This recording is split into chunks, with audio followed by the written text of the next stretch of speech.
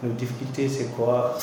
Nous, aujourd'hui, qui sommes en face de vous, nous sommes des Guinéens qui ont pris des risques pour investir sur une filière qui est l'appouvage, un maillon essentiel pour le développement du secteur avicole.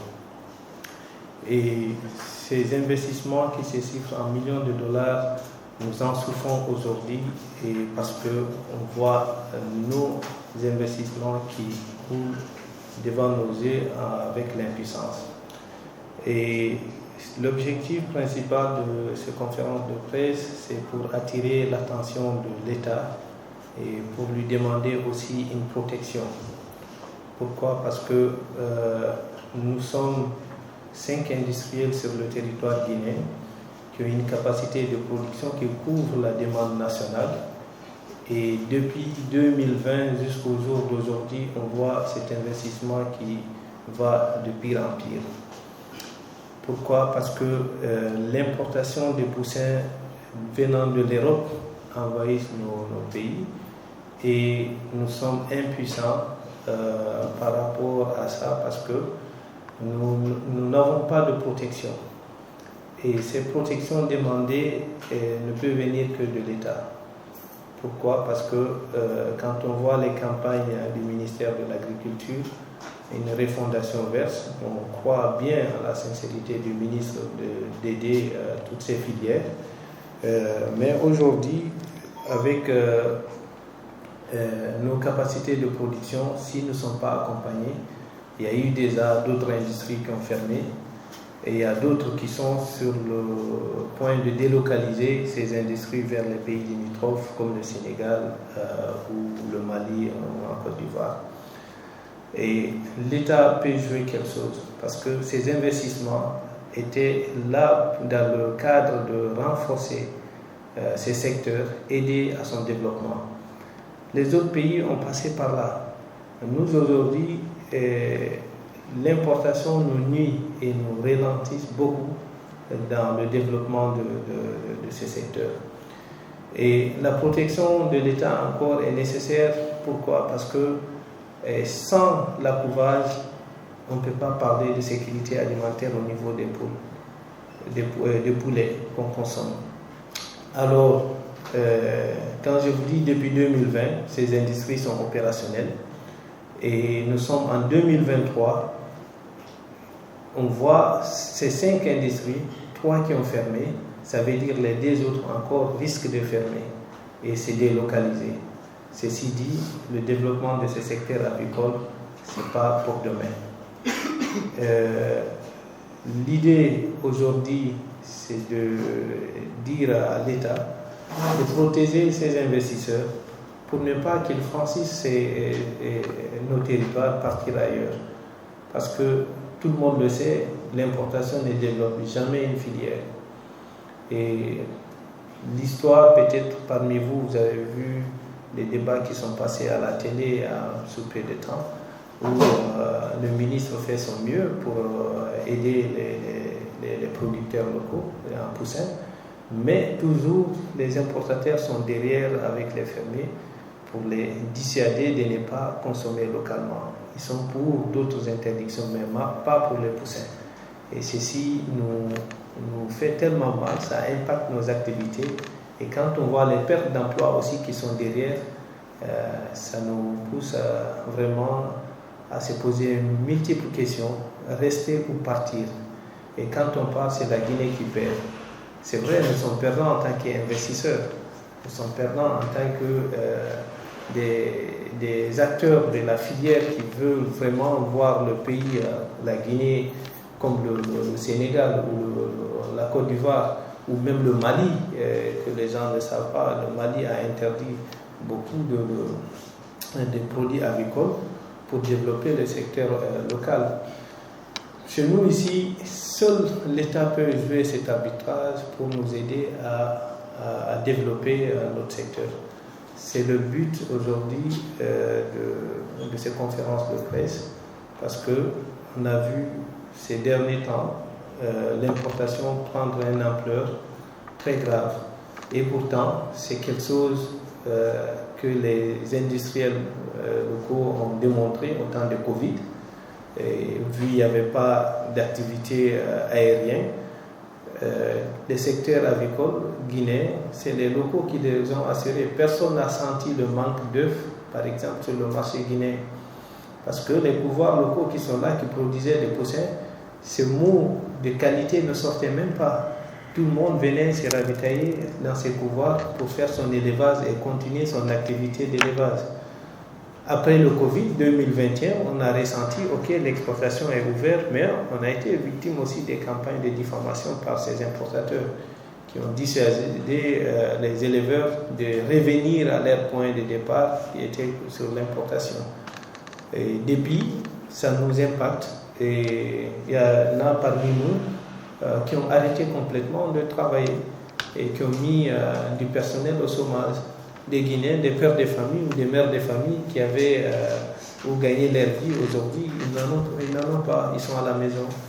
Et il y a des acteurs aussi qui m'ont expliqué réellement qu'ils sont au démantèlement des machines.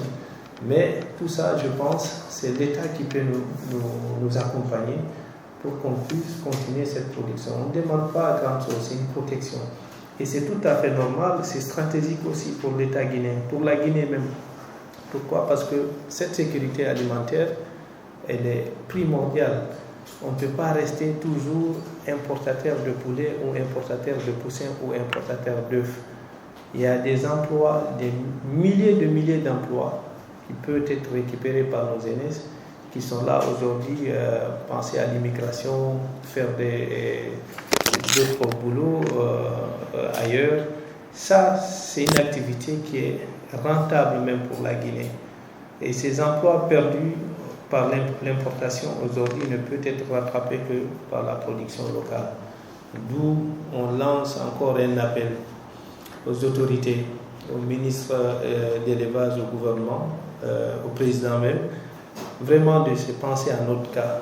Nous ne voulons pas que ces industries présentes ferment. Notre objectif, c'est d'aider d'autres confrères qui sont dans l'importation, qui veulent s'installer en tant qu'industriels, les accompagner jusqu'à ce qu'ils aussi ils gagnent cette technique et cette capacité de s'implanter. Parce que nous, 5 pouvoirs, aujourd'hui, quand on regarde le besoin en pondeuse, c'est 4-5 millions.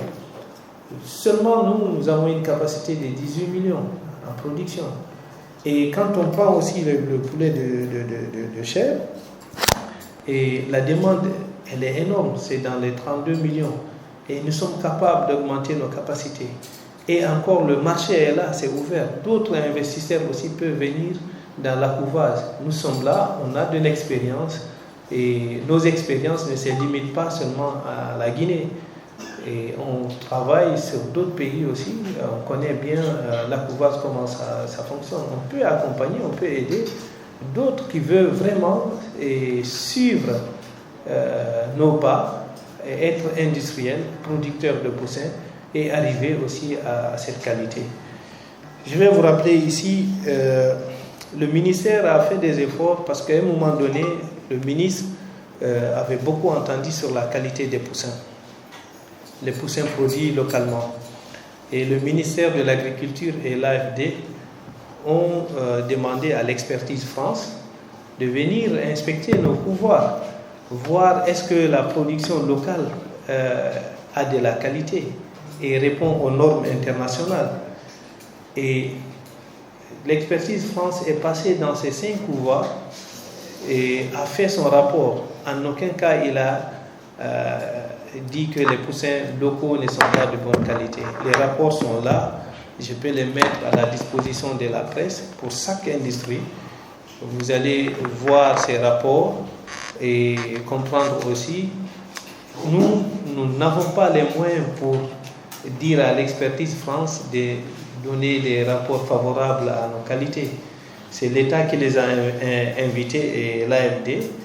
Et ces rapports démontrent encore que les poussins qui sont faits en Guinée sont de très bonne qualité.